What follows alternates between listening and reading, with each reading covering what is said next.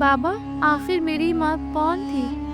آج تک نہ آپ نے مجھے کبھی ان کی کوئی تصویر دکھائی، نہ کبھی ان کے بارے میں کچھ بتایا۔ اب تو میں کالج بھی جانے لگی ہوں اور ہر لڑکی مجھ سے میری ماں کے بارے میں سوال کرتی ہے۔ امیر اپنی بیٹی عائشہ کو بڑے غور سے دیکھ رہا تھا۔ عمر صرف 18 برس تھی، لیکن وقت سے پہلے ہی سمجھدار ہو چکی تھی۔ یہ سوال تو وہ بچپن سے ہی پوچھتی آ رہی تھی، لیکن امیر کے پاس ان سوالوں کا کوئی جواب نہیں تھا۔ اس بار بھی جب وہ خاموش رہا تو عائشہ کی آنکھوں میں آنسو آ گئے۔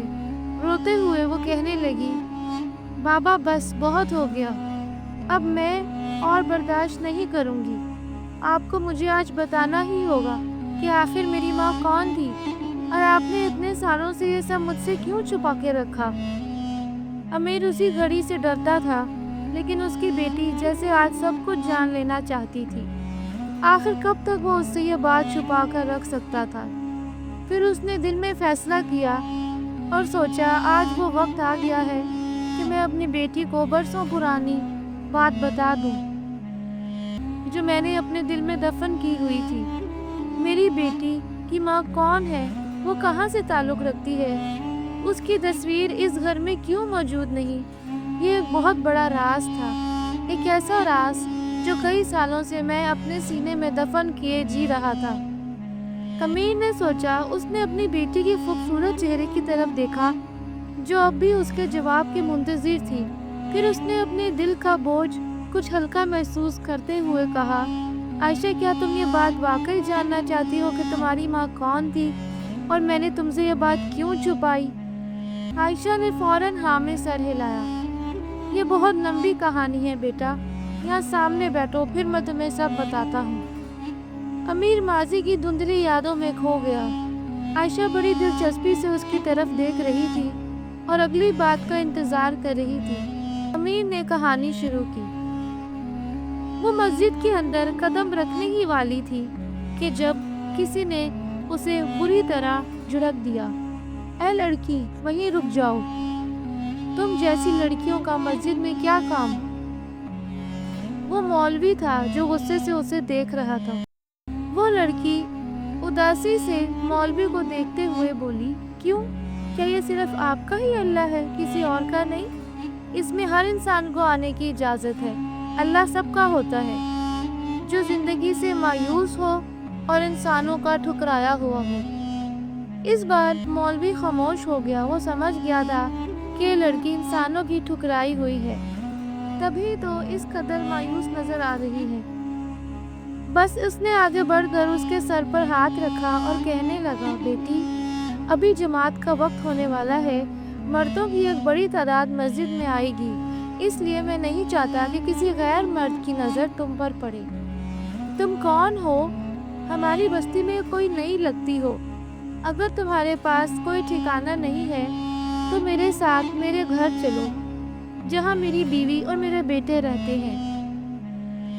وہ مسجد کے امام تھے، تبھی تو ان کے الفاظ میں نرمی آ گئی تھی۔ لڑکی نے سر جھکا کر کہا، مولوی صاحب، آپ ایک نیک انسان ہیں، اگر میں آپ کے گھر جاؤں گی آپ کا گھر ناپاک نہ ہو جائے؟ مولوی صاحب حیران ہو گئے۔ وہ بولے، کیا ہوا بیٹا، ایسی باتیں کیوں کر رہی ہو؟ بھلا کسی کے انسان کے آنے سے میرا گھر کیوں ناپاک ہوگا؟ وہ کچھ لمحے خاموش رہی، پھر بولی، کیونکہ میں ایک ہندو لڑکی ہوں۔ کیا آپ چاہیں گے کہ ایک ہندو لڑکی آپ کے گھر میں آ جائے؟ اب مولوی صاحب کو اور بھی حیرت ہوئی۔ پھر کچھ لمحے کی خاموشی کے بعد وہ بولے، تم بھلے ہندو لڑکی ہو، لیکن تم میرے لیے بہت عزت کے قابل ہو۔ انسان ہونے کے ناطے میرے ساتھ میرے گھر چلو، وہاں تمہارے رہنے کے لیے بہت جگہ ہے۔ اس لڑکی نے اپنی سفید چادر کو پھیلایا اور خاموشی سے امام صاحب کے پیچھے ان کے گھر چلی گئی۔ مولوی صاحب کا بیٹا اس لڑکی کو دیکھ کر بولنے لگا، تم نے بابا کو تو بیوقوف بنا لیا اور ہمارے گھر میں گھس گئی، لیکن تم ایک ہندو لڑکی ہو اور ہمارے گھر میں تمہارا کھانا پینا بھی جائز نہیں، اس لیے صاف صاف بتاؤ تم کس مقصد سے ہمارے گھر میں آئی ہو؟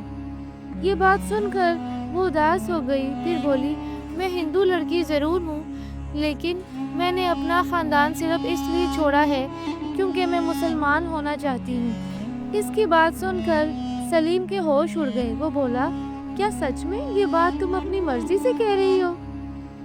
تم پر کوئی زور زبردستی تو نہیں؟ اس نے نہیں میں سر ہلایا، پھر کہنے لگی، میرا پورا خاندان ہندو تھا، میں انہی کے ساتھ ہنسی خوشی زندگی گزار رہی تھی۔ ہمارے برابر والے گھر میں ایک حافظ قرآن نوجوان لڑکا رہتا تھا۔ روزانہ اس کی تلاوت کی آواز سن کر میرے دل میں کچھ ہوتا تھا۔ میں محسوس کرتی تھی کہ اس کے الفاظ کا اثر میرے دل میں ہو رہا ہے۔ میں ہر رات اس کی تلاوت سن کر ایک عجیب سی کیفیت میں جاتی تھی اور مجھے بہت سکون محسوس ہوتا تھا۔ پھر میرے دل کی حالت بدل گئی اور میں نے فیصلہ کیا کہ مجھے بھی مسلمان ہونا چاہیے۔ جب میرے پورے خاندان کو یہ بات پتہ چلی تو وہ میرے دشمن بن گئے۔ وہ مجھے جان سے مارنا چاہتے تھے، اس لیے میں وہاں سے بھاگ کر اس بستی میں آ گئی۔ یوں تمہارے والد نے مجھے پناہ دی اور اس گھر میں جگہ بھی دی۔ اگر وہ مجھے نہ بچاتے تو کبھی نہ کبھی میں اپنے ہی خاندان کے ہاتھوں مار دی جاتی۔ اب مولوی صاحب کا بیٹا سلیم پریشان ہو گیا، سوچنے لگا کہ اگر اس لڑکی کو گھر میں رکھا تو ایک ایسے خاندان سے دشمنی مول لینے کا خطرہ پیدا ہو جائے گا جو ہندو خاندان ہے، لیکن دوسری طرف اس لڑکی کی عزت اور جان بھی محفوظ رکھنی تھی۔ پھر جب اس نے اپنے والد سے اس بارے میں بات کی تو انہوں نے کہا، اگر وہ مسلمان بننا چاہتی ہے اور اس کے دل کی دنیا بدل چکی ہے تو ہمیں اس کی مدد کرنی چاہیے۔ یہ کہہ کر دونوں باپ بیٹے نے اسے کلمہ پڑھا کر مسلمان کر دیا۔ اس دن میں بہت خوش ہوئی۔ امام صاحب نے اس کا نام زرینہ رکھا۔ یوں امام صاحب نے اپنے بیٹے سے زرینہ نکاح پڑھا دیا۔ ان کے گھر ایک خوبصورت سی بیٹی پیدا ہوئی۔ بیٹی کو پا کر دونوں کی زندگی مکمل ہو گئی۔ بیٹی ابھی صرف 6 مہینے کی ہی تھی کہ اچانک کچھ ایسا ہوا جس نے دونوں کی زندگی اجاڑ دی، خاص طور پر سلیم کی زندگی، کیونکہ وہ سوچ بھی نہیں سکتا تھا کہ اس کے ساتھ اتنا بڑا دھوکہ ہوگا۔ ایک دن سلیم گھر واپس آیا تو گلی میں اپنے گھر کے سامنے ہجوم دیکھ کر ڈر گیا۔ لوگوں سے پوچھا کہ کیا معاملہ ہے تو ایک آدمی بولا، ارے شکر ہے تم بچ گئے، تم تو بڑی مصیبت میں پھنس جاتے۔ تم جانتے ہو اس محلے کے سامنے والے گھر میں ایک کرایہ دار رہتا تھا جو بہت بڑا عالم ہے۔ جب سے وہ اس محلے میں آیا ہے کئی لوگوں کے مسائل حل کر چکا ہے، لیکن ایک دن وہ کہنے لگا کہ مجھے اس محلے میں ایک جنی کی موجودگی محسوس ہوتی ہے۔ میں جنات کے بارے میں بہت کچھ جانتا ہوں، اس لیے ان کی موجودگی کو دور سے ہی محسوس کر لیتا ہوں۔ کیا یہاں پر کوئی گھر ایسا ہے؟ سارے محلے والے حیران رہ گئے کیونکہ ایسا کوئی گھر وہاں نہیں تھا۔ لیکن عامل کہنے لگا، تم میری بات مانو یا نہ مانو، یہاں پر ایک جنی رہ رہی ہے۔ سب لوگوں کے ہوش اڑ گئے۔ پھر عامل نے کچھ لوگوں کو اپنی آنکھوں سے دکھایا کہ کس طرح ان کے محلے میں ایک جنی لڑکی کے روپ میں کئی دنوں سے آرام سے رہ رہی ہے۔ وہ بولا، ایسا نہ ہو کہ وہ تمہیں کوئی نقصان پہنچا دے۔ میں اس جنی کے قبیلے کو اچھی طرح جانتا ہوں۔ یہ جنی ایک ہندو مذہب سے تعلق رکھتی ہے اور اس کا پورا قبیلہ بھی ہندو ہے۔ تم لوگ کیا کر رہے ہو؟ ایسا نہ ہو کہ اس محنوس کی وجہ سے تمہارے شہر میں رہنا مشکل ہو جائے۔ یہ سن کر سب لوگ ڈر گئے۔ وہ سب نے مل کر فیصلہ کیا کہ وہ اس جنی کو وہاں سے نکال کر ہی رہیں گے۔ نوجوان، تمہارے ساتھ بھی بہت بڑا دھوکہ ہوا ہے۔ وہ عالم سب کچھ جان چکا تھا۔ اس عالم نے سلیم سے کہا، بھلا پوچھو تو صحیح کہ اس جنی نے تمہارے ساتھ ایسا کیوں کیا؟ کیا بچپن سے ہی یہ تمہارے ساتھ رہ رہی تھی؟ مجھے لگتا ہے تم پر عاشق ہو گئی تھی۔ چلو اب اسے یہاں سے نکال دو ورنہ ہم سب کا جینا حرام ہو جائے گا۔ سلیم فارم سے کام گیا اور باقی لوگوں سے کہنے لگا، یہ کیا تم میری بیوی پر الزام لگا رہے ہو؟ وہ ایک لڑکی ہے، نہ کہ کوئی جنی۔ میں اتنے سالوں سے اس کے ساتھ رہ رہا ہوں، آج تک میں نے کچھ ایسا محسوس نہیں کیا۔ لیکن لوگ کسی طرح بھی نہیں مان رہے تھے۔ انہوں نے ضد پکڑ لی تھی کہ وہ عامل ہی کا فیصلہ مانیں گے اور اس کی بیوی ایک لڑکی نہیں جنی ہے۔ تھوڑی ہی دیر میں عامل سامنے سے چلتا ہوا سلیم کے پاس آیا۔ اس نے سلیم کے کندھے پر ہاتھ رکھا اور کہا، نوجوان، تو میری داڑھی دیکھ رہا ہے؟ میں ہرگز جھوٹ نہیں کہہ رہا۔ तुम्हारी बीवी एक लड़की नहीं बल्कि एक जिन्नी है। ये सिर्फ अपनी जान बचाने के लिए तुम्हारे साथ रह रही है। अगर तुमने इसे छोड़ा तो इसे फिर से उसके कबीले के हिंदू जिन अपने साथ ले जाएंगे, लेकिन तुम्हारे साथ रहने की वजह से ये एक ताकत के हिसार में है, इसीलिए इसने तुमसे शादी की। अगर मेरी बात पे यकीन नहीं आ रहा तो अपनी आंखों से देख लो। अब सलीमी आमिल के साथ अपने घर के अंदर गया। जरीना तो अंदर मौजूद ही नहीं थी। हाँ, छोटी सी बेटी उसकी कॉट में लेटी थी। वो जोर जोर से चिल्लाते हुए अपनी बीवी को आवाजें देने लगा। जरीना, तुम कहाँ हो? सामने आओ, इस आमिल को झूठा साबित करो। इन सब लोगों से कहो कि तुम एक लड़की हो, ना कि कोई जिन्नी। आमिल ने सलीम की तरफ देखा और कहा, देखो, तुम अपनी आंखों से देख लो। अभी अभी वो तुम्हारे सामने इसी कमरे में मौजूद है, लेकिन तुम इसे देख नहीं सकते, लेकिन मेरी आंखें उसे देख रही हैं। वो देखो, वो सामने वाली दीवार पर चिपक कर खड़ी है। उसकी हकीकत तुम्हारे सामने आ जाएगी तो तुम उसे छोड़ दोगे। सलीम पागलों की तरह चारों तरफ देख रहा था, लेकिन उसे जरीना कहीं भी नजर नहीं आ रही थी। तभी उसके रोंगटे खड़े हो गए जब इसने जमीन पर पड़ने वाले एक साए को देखा। बिला शुबा वो साया जरीना का ही था, लेकिन वो सामने नजर नहीं आ रही थी। वो बेदम होकर वहीं बैठ गया। फिर आमिल ने आंखें बंद करके एक अमल करना शुरू किया। तभी जरीना जाहिर हुई। उसकी आंखों से शोले निकल रहे थे। वो गुस्से से चिल्लाते हुए सलीम से बोली, इस आदमी से कहो यहाँ से चला जाए। ये मुझे बर्बाद करने आया है, हमारे घर को बर्बाद कर देगा। मैं तुम्हारे साथ रहकर महफूज हूँ। अगर तुमने मुझे छोड़ा तो वो मुझे मार डालेंगे। जिस तरह से अचानक वो सलीम के सामने आई थी, सलीम को पूरा यकीन हो गया था कि जरीना कोई लड़की नहीं बल्कि एक जिन्नी थी। फिर आमिल इस जिन्नी से कहने लगा, तुम इस नौजवान का पीछा छोड़कर वापस अपनी दुनिया में चली जाओ। मैं तुम्हें एक मुसलमान जिन्नाती कबीले के हवाले कर दूंगा। तुम उनके पास महफूज रहोगी, लेकिन यूं इंसानों की दुनिया में रहकर तुम महफूज नहीं रह सकोगी। ये शुक्र करो कि सिर्फ मुझे ही तुम्हारे बारे में पता चला है। अगर मेरे अलावा कोई शैतानी आमिल होता तो वो तुम्हें नुकसान पहुंचाने की ज़रूर कोशिश करता, लेकिन मैं एक नेक आमिल हूँ। मैं तुम्हारी मदद करना चाहता हूँ। जरीना वापस अपने इंसानी रूप में आ गई, लेकिन सलीम की हालत बहुत बुरी हो गई थी।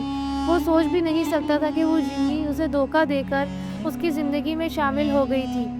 उसने ना सिर्फ उसे धोखा दिया था, बल्कि उसके मासूम वालिदैन को भी, जिन्होंने उसे अपने घर में जगह दी थी, धोखा दिया। सलीम को इससे नफरत होने लगी। वो अभी इसी वक्त उसे छोड़ देना चाहता था, लेकिन अचानक ही उसकी नज़रें अपनी छोटी सी बच्ची पर पड़ी। वो आमिल से पूछने लगा, जब ये एक जिन्नी है तो फिर हमारी बेटी कैसे हुई? वो भी इंसानों जैसे दिखने वाली एक खूबसूरत बच्ची। आमिल बोला, ये अपनी ताकत से कुछ भी कर सकती है, यहाँ तक कि किसी की बच्ची लाकर तुम्हें दे सकती है। ये तुम्हारी औलाद नहीं हो सकती। हो सकता है कि इसने बच्ची को कहीं से चुराया हो। और वो जिन्नी बिल्कुल बेबस खड़ी थी।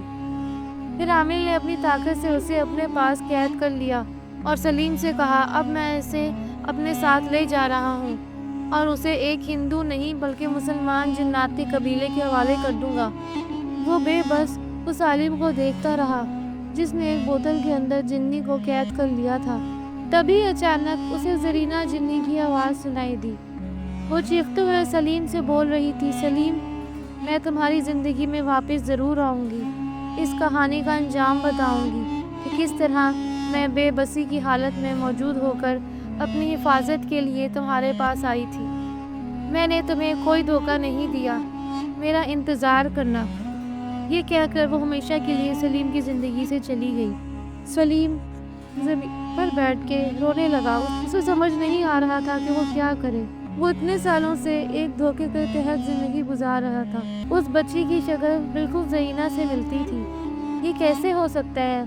ये एक पहेली थी जो आज तक कभी हल न हुई। कई सालों के बाद वही आमिल उस बस्ती से गुजरा। उसकी इस मौलवी से मुलाकात हुई। उसने इस मौलवी से कहा, तुम वही हो ना जिसने एक जिन्नी से शादी कर ली थी? ये वही लड़की है जिसे वो जिन्नी न जाने कहाँ से लेकर आई थी और तुम्हारे सामने अपनी बेटी कह दिया था। माशाल्लाह, ये बहुत खूबसूरत है तुम्हारी बेटी। अच्छा हुआ तुमने इसे पाल पोस कर जवान किया। तुमने बहुत ही नेक काम किया है। अमीर शर्म से नजरें झुकाए इसके सामने बैठा रहा। फिर आयशा बोली, बाबा जी, मैं उस जिन्नी से एक बार ज़रूर मिलना चाहती हूँ। वो इस वक्त कहाँ है? आमिर ने गौर से आयशा को देखा और बोला, बेटा, वो बिल्कुल खैरियत से है और अपने मुसलमान जिन्नात के कबीले के साथ रह रही है। बल्कि तुम्हें बताता चलूँ कि वो एक मुसलमान जिन से शादी कर चुकी है और इसके कई बच्चे भी हैं। ये सुनकर अमीर के तो होश ही उड़ गए। क्या वाकई उसने नई जिंदगी शुरू कर ली है और मैं अब तक धोखे का शिकार तन्हा जिंदगी गुजार रहा था। मुझे ये जानना है कि यह मासूम बच्ची कहाँ से लाई थी। कहीं ऐसा ना हो कि उसके माँ बाप मुझे बद्दुआएं देते रहें। आमिर ने कहा, ठीक है, मैं कल ही उसे पैगाम भिजवा दूंगा। वो तुम्हारे सामने ज़रूर हाजिर हो जाएगी। बात यह है कि वो शर्मिंदगी और ज़िल्लत के मारे तुम्हारे सामने नहीं आती, लेकिन मैं वादा करता हूँ कि वो ज़रूर आएगी। अगले दिन वो बाप बेटी अमीर और आयशा दोनों उस जिन्नी का इंतज़ार करते रहे, लेकिन पूरा दिन गुजर गया और कोई भी नहीं आया। रात को जब सब कुछ खामोश हो गया तो अचानक अमीर ने अपने कमरे में एक साया को महसूस किया, वही साया जो सालों पहले उसने देखा था। आयशा खौफ से अपने बाप से लिपट गई, मगर अमीर पुरअज़म लहजे में बोला, मैं तुम्हें पहचान गया हूँ। तुमने वादा किया था कि एक दिन मेरे सवालों का जवाब देने ज़रूर आओगी। फिर एक धीमी सिसकी हुई आवाज़ आई। मैं धोखेबाज नहीं हूँ, मुझे मेरी मजबूरियों ने ऐसा करने पर मजबूर किया। फिर वो सामने आ गई। आज भी वो इतनी ही जवान और हसीन नज़र आ रही थी। उसने रोते हुए अपनी पूरी दास्तान सुनाई कि कैसे वो एक हिंदू जिन के कबीले से ताल्लुक़ रखती थी, एक मुसलमान लड़के से इश्क कर बैठी, इस्लाम कबूल किया, अपने कबीले से भाग गई और आखिरकार इंसानों की बस्ती में पनाह ली। फिर उसने बताया कि एक दिन कि वो एक घर के पास से गुजर रही थी कि उसने वहाँ से एक बच्ची की रोने की आवाज़ें सुनी। जब वो उस घर के अंदर गई तो वहाँ पर चूल्हे में एक छोटी बच्ची लेटी थी और उसकी माँ पास ही मरी पड़ी थी।